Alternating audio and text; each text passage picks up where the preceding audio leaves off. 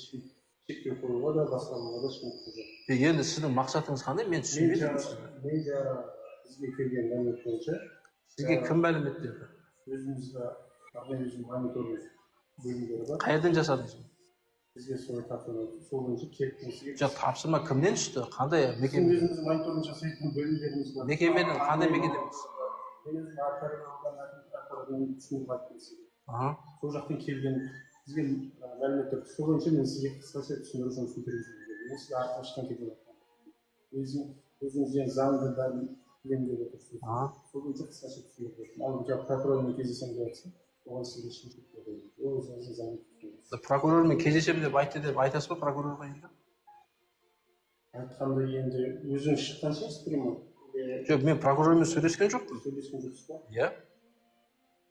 Сіз сәлем айтсаңызшы прокурорға. Қай прокурордың орынбасарының? Шымкент қаласының қалалық прокуроры. Немесе сенімді өкілі. Жазып алыңызшы. Шымкент қаласының прокуроры немесе сенімді өкілі Бәйдібек би көшесі Бәйдібек би ескерткішінің алдына 7 мамыр күні сағат 12-де келсін. Мен сол жерде нақты сұрақтарымды қоямын. Ол кісіні сөйлескен кезде 5-10 минуттық іс-шара. Мен жеке прокурормен сөйлесемін. Немесе сенімді өкілін жіберсін егер қолым бос емес екен.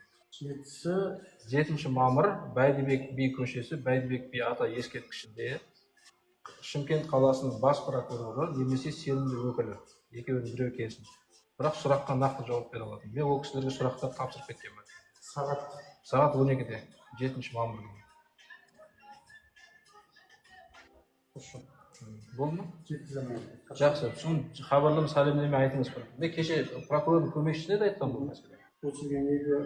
Жеткіземіз деді. Енді сіз де жеткізіңіз. Жеткіземіз. Мен сізге нөміріңізді алдым. Жақсы. Рахмет.